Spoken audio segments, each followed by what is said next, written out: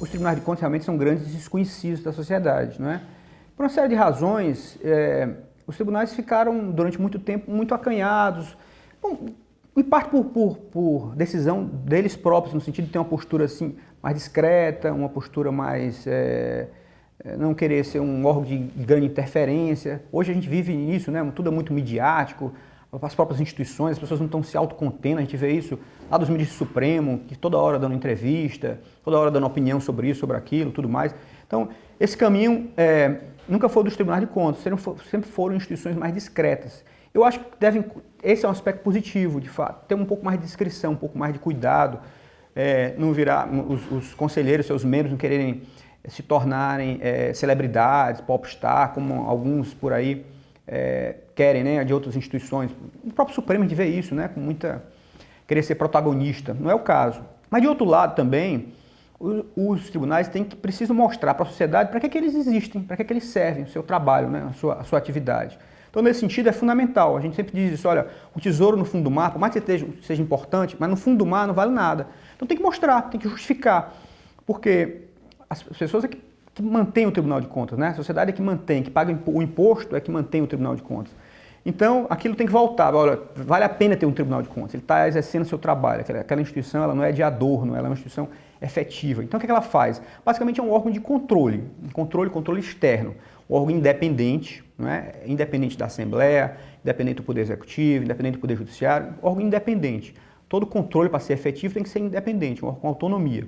Então, tem orçamento próprio, quadro próprio de pessoal, e para poder, os seus membros, seus servidores são estáveis, os seus membros, os conselheiros têm garantias próprias da magistratura, as mesmas garantias dos desembargadores, as mesmas garantias e os mesmos impedimentos dos desembargadores, dos magistrados.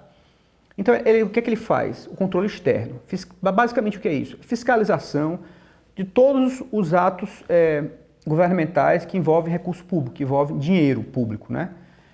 Então, toda vida que um órgão faz uma licitação, o Tribunal de Contas verifica a licitação, se ela está de acordo com a lei, se ela está atendendo os princípios da economicidade, da legitimidade. Toda vida que se executa uma despesa, aquela despesa está de acordo com o orçamento, tem autorização orçamentária, de acordo com as leis do país, de acordo com... enfim, todo o ordenamento jurídico, né? Então é uma instituição que faz isso, ela fiscaliza o tempo inteiro, toda hora ela dá cautelares, olha, não pode fazer a licitação desse jeito, corrija isso, corrija aquilo. E toda hora a gente está fazendo isso. E não para parar, olha, se vocês corrigirem isso, por exemplo, se faz lá uma licitação, usa a modalidade de licitação tomada de preço, mas na verdade para aquele valor teria que ser uma concorrência. Ou então determinado critério, determinada cláusula que restringe a competitividade. Olha, isso aqui, pelo jeito que está aí, vão concorrer só 2 ou 3 empresas. Vocês têm que mudar isso para poder concorrer em 5 ou 10. Então, restringindo a competitividade. Então, o tribunal vai lá, ó, corrijam isso. Se corrigirem, podem fazer. Então, atua o tempo inteiro nisso, fazendo com que o dinheiro público seja gasto de acordo com a lei, de acordo com o que foi aprovado no orçamento, não é? Procurando que o erário, o de recurso público, seja preservado da melhor forma possível. Além disso, julga contas. Todo gestor que administrou recurso público, ele precisa prestar contas. No final do ano, no final da gestão, ele precisa prestar contas. E o Tribunal de Contas julga, de fato, ele administrou bem os recursos, ele obedeceu à lei, ele não desperdiçou recurso público. E julga, e diz, essas contas são de fato regulares, podem ser aprovadas. Ou não, são regulares, mas tem ressalvas. Corrija, esse ano a gente vai apontar ressalva, mas próximo ano, corrija isso, aquilo, outro. O Tribunal de Contas tem um pouco mais de 100 auditores, né? 100 e poucos auditores, para cobrir o estado todinho, são 184 estados. Todos os municípios têm convênios com o estado, então a fiscalização é pelo Tribunal de Contas do Estado. Então é fundamental que o cidadão participe, que quando ele observar uma irregularidade, alguma compra, enfim, alguma execução orçamentária que não está de acordo, faça denúncias ao Tribunal de Contas, é fundamental. Mas é interessante você falar dessa história de convênio, porque de fato era algo que a legislação era muito frouxa e o acompanhamento do tribunal também é realmente muito distante.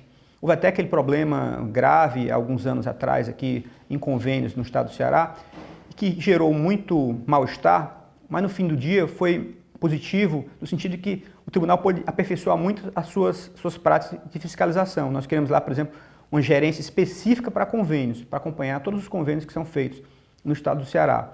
A própria legislação, tanto a legislação federal quanto a legislação estadual, se modernizaram na área de convênios. Porque o problema que aconteceu aqui não foi só no Ceará, aconteceu no Brasil inteiro. Exatamente isso.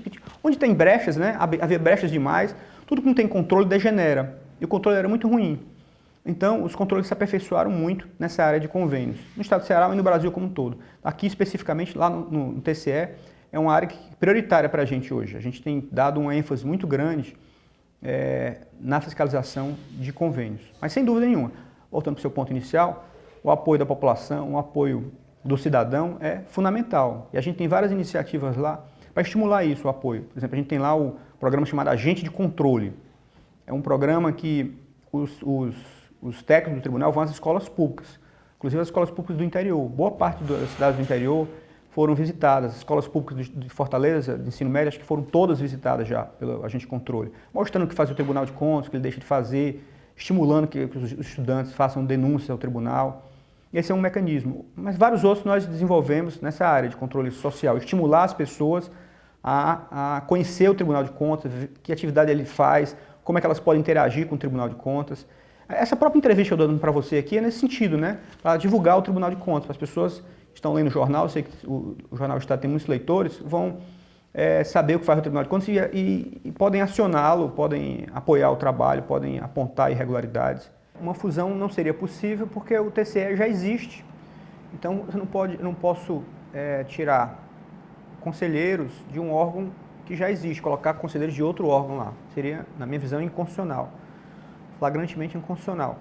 Mas a extinção do TCM, não que eu defenda, pelo contrário, até eu acho que não é um bom caminho, porque o TCM tem muito trabalho prestado ao Estado do Ceará, muito serviço, mas é possível do ponto de vista constitucional. Outros estados fizeram, o Maranhão fez, o Amazonas fez, foi questionado e foi considerado constitucional. O Supremo disse que era constitucional, extinguir, que a Constituição fala quando houver. E 4 estados têm. Então, se você pergunta assim, olha, vai ser possível isso?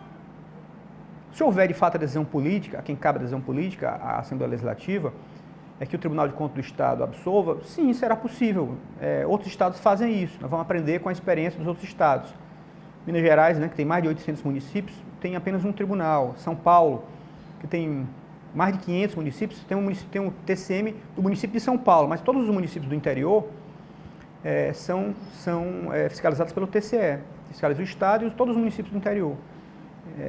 Enfim, a realidade do Pernambuco, quase todos os estados do Brasil, com exceção de 4, como isso tem sido bastante dito já funciona desse jeito.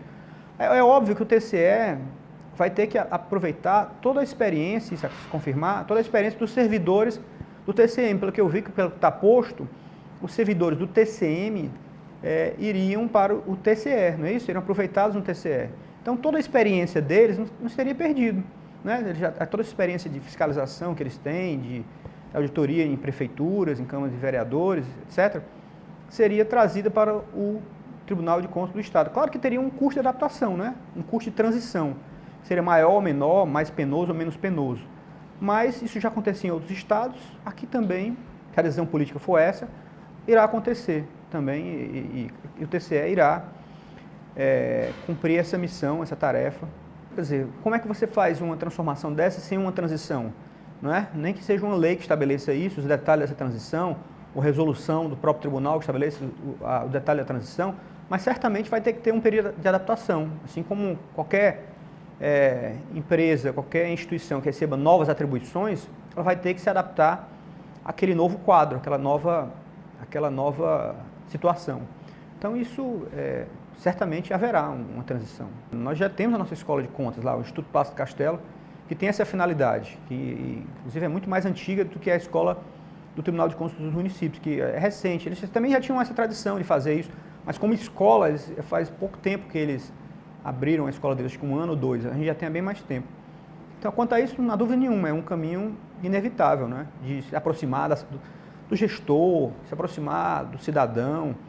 O Tribunal de Contas, claro que tem essa face punitiva, mas essa é uma das faces, é o último caso, né? O tempo inteiro a gente procura mostrar como se faz. A gente tem lá o EAD, por exemplo, o ensino à distância, um estúdio lá, um curso de vários cursos na área de gestão pública, na área de licitações, contratos, na área de fiscalização de contratos, enfim, as várias áreas da administração pública.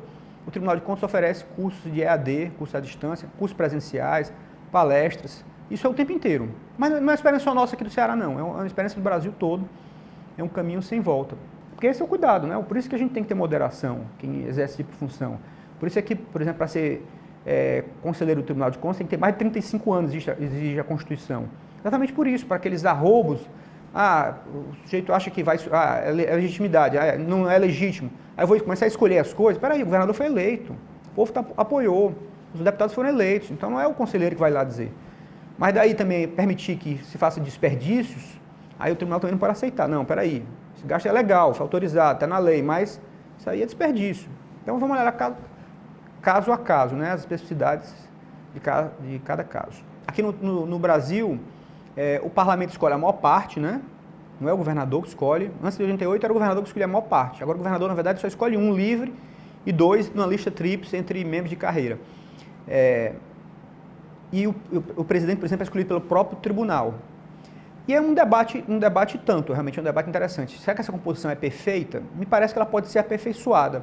Porque a Constituição fala o seguinte, olha, ela dá os requisitos, né? Ela diz lá, tudo bem, quem escolhe é a Assembleia Legislativa, mas ela diz assim, olha, tem que ter notórios conhecimentos, uma série de áreas. Se a gente observar bem, é até interessante isso. Os conhecimentos exigidos para ser membro do Tribunal de Contas são maiores do que os exigidos para ser membro do Supremo Tribunal Federal. Porque o Supremo Tribunal Federal, o que é que exige a Constituição? Notórios conhecimentos jurídicos. O Tribunal de Contas, jurídicos, econômicos, contábeis, financeiros, administração pública. 5 áreas. Você tem que ter conhecimento segundo a Constituição. Além disso, tem que ter reputação ilibada. Notórios conhecimentos e reputação ilibada. É isso que acontece na prática? Às vezes, a gente já viu o caso, de uma indicação ou outra, muitas foram barradas, que a pessoa que tinha problemas na justiça, respondia não sei quantos processos, ela tem reputação ilibada. Aconteceu já em vários lugares do Brasil, Brasil afora. Conhecimentos também, o Supremo disse, olha, aí uma vez foi questionado um determinado lugar, se escolheu um determinado conselheiro, que algumas pessoas avaliaram que ele não reunia os conhecimentos, os notórios conhecimentos nas áreas que eu acabei de mencionar. E aí o Supremo disse, mas quem diz se ele tem ou não tem esses conhecimentos, é o próprio quem indica, ou o governador ou a Assembleia, se for o caso. Então isso acabou afrouxando esse requisito constitucional. O Supremo, na minha visão, até andou mal aí. Porque, de fato, você deveria ter critérios mais objetivos, né, para medir se tem ou não. Mas agora, o principal ponto não é esse, quer dizer, me parece. Essa é uma questão importante, mas não é a principal, me parece. A principal coisa, as pessoas falam assim, indicações políticas e tudo mais. Mas a gente olha, por exemplo, o Supremo Tribunal Federal. Ali é 100% político, né? Ali é 100%. O presidente tira da cartola, bota quem ele bem entender, com os requisitos também, né? Notório conhecimentos jurídicos, notáveis conhecimentos jurídicos e reputação ilibada. E o Senado aprova. Nos tribunais não, ainda tem 2 terços é o Poder Legislativo, o outro terço é o Presidente da República, mais um é de carreira dos auditores, o outro do procurador, só um que é livre. O Supremo não é totalmente livre, o Presidente da República bota quem ele quiser. E nessa configuração institucional, a gente teve grandes ministros, né? Por exemplo, Paulo Brossard, um dos maiores ministros da história do Supremo, foi senador, foi ministro da Justiça, é um grande político.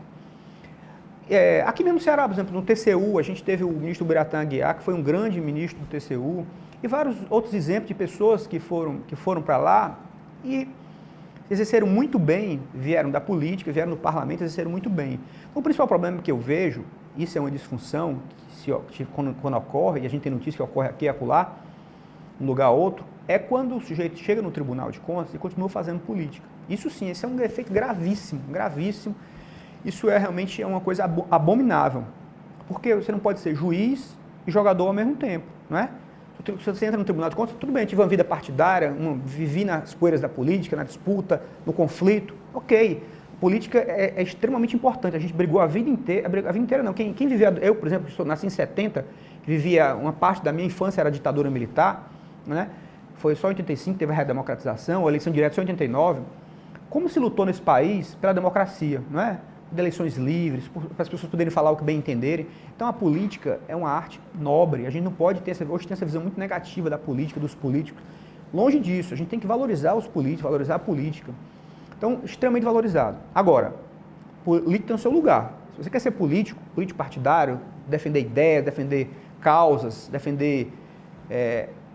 tem que ser no parlamento, né? Ou na sociedade. Agora, se você vem para o Tribunal de Contas, temos as mesmas garantias dos magistrados, dos desembargadores, mas os mesmos impedimentos. Ou seja, Eu, por exemplo, tenho minhas opiniões políticas, como qualquer pessoa, como você tem, como qualquer pessoa tem, não é?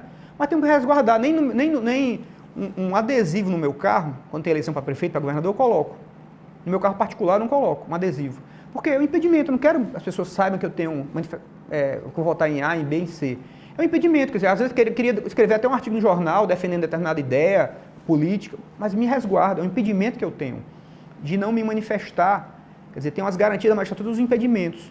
Então, quando alguém quebra isso e vai para o Tribunal de Contas e continua fazendo política no Tribunal de Contas, usando o Tribunal de Contas para trampolim político, isso é muito ruim. Isso realmente é uma coisa que destrói a reputação do Tribunal de Contas como lugar íntegro, como lugar que as pessoas estão ali sendo imparciais, que estão ali buscando cumprir a lei. Então, é algo que tem que ser evitado. Então, nada contra o político. Pelo contrário, acho que tem que valorizar os técnicos e valorizar os políticos também. Mas chegou no tribunal, esqueça as poeiras da política. Chegou no Tribunal de Contas, agora o senhor é um magistrado. Aqui não tem espaço para fazer política. Tem os impedimentos de toda a magistratura. É isso que tem que e aí tem que funcionar. As pessoas primeiro têm que se autoconter. Como eu te falei, me autocontenho. Nem no adesivo no meu carro eu coloco, me autocontenho. Mas se a pessoa não tiver essa autocontenção, a imprensa tem que denunciar, a corregedoria tem que funcionar, o Ministério Público tem que ser acionado, tem que acionar a justiça. Enfim, é isso. Todo poder, isso é muito interessante, Kézia, que todo poder, toda competência, veja, ela envolve, do outro lado, uma responsabilidade gigantesca, não é? Toda competência, isso é um poder. Eu tenho um poder, tenho uma competência, o poder, que é um dever, de julgar contas. De outro lado, eu tenho uma responsabilidade gigantesca ao julgar essa conta. Por quê? Porque eu tenho que me conter muito, olha, eu tenho que ser extremamente íntegro, eu não tenho que ter envolvimento político, não tenho que ter envolvimento partidário, para as pessoas enxergarem que naquela minha decisão vai ser a decisão técnica a melhor possível. Posso até errar, como toda hora os magistrados, os membros do Tribunal de Contas erram, mas eu errei tentando acertar. Então, por isso que é péssimo, por exemplo, se eu pego um juiz, por exemplo, ele tem poder de julgar, pode colocar uma pessoa na cadeia, né? Então disputa aqui, eu posso, vai ser esse aqui que vai ganhar e não esse. Ou um fiscal, por exemplo, de imposto, ele vai lá e diz, olha, o imposto era para ser 10, você está pagando só 5, está errado, e lá, aplicar uma multa lá. É um poder, é uma responsabilidade. Do outro lado, é uma restrição gigantesca. Já pensou se esse juiz, ao decidir por A e não por B, ele foi porque ele recebeu uma propina? Ele foi comprado? Quando ele deu uma liminar é porque ele recebeu um dinheiro e não porque ele está cumprindo a lei? O conselheiro, quando decide alguma coisa, olha, essa conta é irregular ou é regular, não é porque ele observou a lei, mas é porque ele tem um interesse político partidário por trás, ou porque ele recebeu um dinheiro. Quer dizer, então isso deslegitima, né? Completamente. Então todo poder envolve, do outro lado, uma responsabilidade gigantesca, que as pessoas precisam acreditar naquilo, né? Tem que ter legitimidade aquilo. Então, mas tem pessoas, e isso é a minoria, graças a Deus, cada vez os tribunais estão melhores, os tribunais de contas do país afora, assim como os tribunais de justiça, mas ainda caso nisso, as pessoas veem só os poderes. Quando vê o outro lado, a restrições, as responsabilidades, né? Os impedimentos. É isso que diz, olha, você tem garantias para você decidir aquilo com calma, com tranquilidade. Mas, do outro lado, eu dou um monte de impedimento também. Ó. Você não pode ter, eu não posso ter um negócio, por exemplo, administrar um negócio. Se eu quisesse ter um negócio, não posso. Impedimento da magistratura. A única coisa que eu posso fazer é dar aulas. Só isso. Dar aulas, dar palestra e tudo mais. Mas ter um negócio? Não. Eu tenho que me dedicar ao Tribunal de Contas. Posso ter envolvimento político partidário? Não posso. Então, eu acho que esse é o ponto mais importante, sabe? Embora também seja importante a composição, ter um caráter técnico. É o que exige a Constituição, já está lá na Constituição. Vamos cumprir a Constituição, né, que ela já exige isso.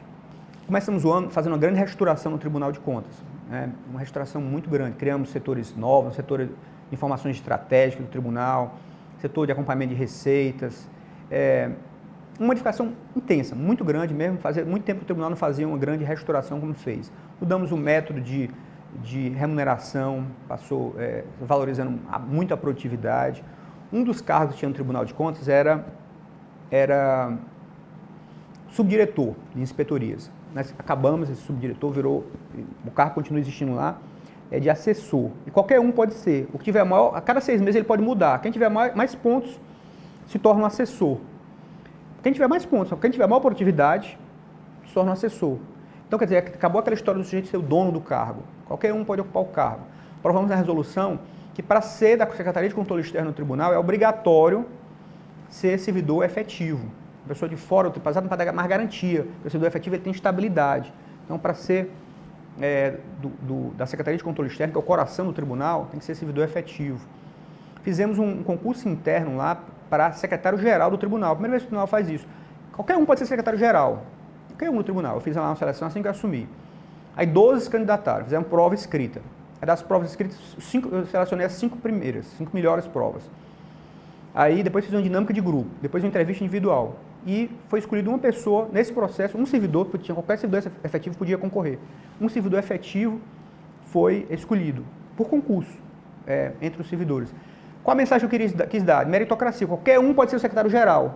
Não é aquele sujeito mais próximo dos conselheiros, mais próximo. Não. Qualquer um pode ser. Passando na prova, saindo bem na entrevista, mostrando que tem maturidade, que sabe lidar com situações difíceis e tudo mais, que é o dia a dia, que tenha, pode ser o secretário-geral. E assim foi feito.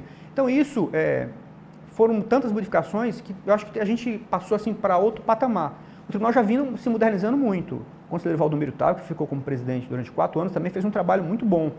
Modernizou o tribunal em várias áreas, na área de informática, modernizou o tribunal também na área de estrutura, inaugurou um prédio novo. É um trabalho crescente que a gente tem feito.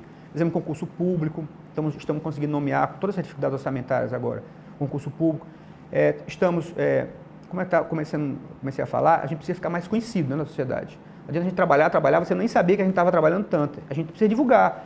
Quem mantém o tribunal é o contribuinte, é o cidadão. Então ele precisa prestar contas para o cidadão. Olha, se o senhor está pagando o seu imposto, uma parte do seu imposto está vindo para o Tribunal de Contas. Nós aqui estamos trabalhando, viu? Aqui, olha o que nós estamos fazendo. Essa é a ideia. Então melhoramos também o setor de assessoria de comunicação social, a doutora Kelly tem nos ajudado muito lá, com várias ideias. Hoje a gente tem o WhatsApp, tudo que a gente tem que se adaptar à era moderna, ao século XXI, né? O WhatsApp, canal no YouTube, Facebook, a nossa página na internet, a gente faz de tudo para ela ser atrativa, para ela estar sempre sendo atualizada, né? As pessoas encontrarem informações lá. Enfim, trabalhamos muito e acho que resultados estão aparecendo. No começo houve uma certa dificuldade, porque toda reforma é assim, eu sempre gosto de usar essa expressão, você vai fazer uma reforma na sua casa, qualquer pessoa, de início, a reforma você quer sair daqui para ficar aqui, sua casa vai ficar mais confortável, né? Ninguém faz reforma para piorar. Mas antes de ficar aqui, você vai quebrar a parede, vai ter operário na sua casa, vai ter poeira, vai ter barulho, então um pouco você cai um pouco, para depois você subir, não é isso? Então, eu tenho um período de transição, houve algum período de transição, mas graças a Deus a gente já estamos aí em plena atividade, nessa nova estrutura, nossa nova configuração, e tenho esperança de que em 2017 vamos trabalhar mais ainda e produzir mais ainda para a sociedade do Ceará. A gente quer chegar ao interior, a gente tem já um programa para chegar pelo menos 5 cidades do interior do estado, que a gente nunca foi, os conselheiros nunca foram ao interior do estado. Os técnicos sempre vão por causa dos convênios com as prefeituras, mas os conselheiros não, então a gente quer fazer grandes seminários no interior, chamando as principais lideranças para tornar o tribunal mais conhecido. Mas queremos melhorar, temos agora um projeto muito grande, que é até um financiamento do Banco Mundial, a gente conseguiu esse financiamento, na área de modernizar a área de prestação de contas, para ficar parecido com a Receita Federal. Hoje na Receita Federal, quando a gente declara imposto de renda, a gente recebe um software que a gente baixa, e aí manda papel nenhum, manda comprovante nenhum, só preenche aquele formulário lá. Então a gente quer fazer isso também. Os gestores vão receber um sistema do tribunal, vão preencher aquilo, o tribunal vai receber tudo em e-mail eletrônico. Não é um PDF, porque hoje a gente tem isso, a prestação eletrônica de contas eletrônicas é um PDF. Aquilo serve para pouca coisa, porque você continua tendo que olhar página por página, não é papel, economiza papel, mas do ponto de vista de cruzamento, informações, nada disso acontece. Com esse sistema novo que nós estamos fazendo, estamos desenvolvendo, e a gente termina até o final do ano, se Deus quiser, vai ficar tudo eletrônico. Então, a fiscalização vai ficar muito mais célere, muito mais rápido, o julgamento de contas vai ficar muito mais rápido, muito mais célere. Setores novos que a gente criou, o setor de informação e estratégia, tem dado vários resultados, mas ainda estamos na fase interna. A gente quer divulgar todos os trabalhos que têm sido feitos na área de Big Data, como falei, de cruzamento de informações, várias auditorias estão surgindo nesse campo. Esse setor novo de receitas também, alguns trabalhos já estão começando a surgir, mas isso a gente quer dar uma divulgação grande. Algumas auditorias específicas, como a gente fez uma grande auditoria esse ano na área de saúde, comparando o sistema de saúde. Eu mesmo fui a alguns hospitais, fui ao Hospital de Sobral, fui ao hospital aqui, Odão Alcântara, os técnicos foram ao Hospital de Juazeiro, HGF, enfim, vários hospitais do estado do Ceará, vendo como é que funciona isso, funciona bem a administração direta do Estado, a melhor por OS, mas qual é o custo disso? Então, medindo custo-benefício de cada um, apontando problemas. Essa auditoria está praticamente pronta, vamos divulgar isso, vamos fazer um grande no ano que vem, agora na área da educação pública do Estado do Ceará. Quando a gente viu, por exemplo, o Ceará saiu muito bem no ensino fundamental, aqueles números lá do Ministério da Educação, dos testes do Ministério da Educação. Mas no ensino médio o Ceará não saiu tão bem. Por quê? Então vamos fazer uma grande auditoria, já estamos na verdade desenvolvendo, já começamos já isso. Por que o Estado do Ceará, até coordenado com o Tribunal de Contas da União, não saiu tão bem na área do ensino médio? O que é que está faltando? Quais são os problemas? Enfim, tem muito trabalho para ser feito. E se for aprovado essa fusão do TCM, que não estava nos nossos planos, será mais trabalho ainda para essa fase de transição e para fazer. Enfim, mas independentemente disso, muita coisa para ser feita, tem muitos projetos aí sendo desenvolvidos e continuar o que a gente está fazendo, né? Intensificar, aperfeiçoar, e uma série de áreas novas que vão ser implementadas já em 2017. Será que a gente encontra uma pizza de pepperoni uma hora dessa? O Julinho vai ficar super triste se você não comprar aquele videogame. Pai, quero fazer capoeira, judô, karatê.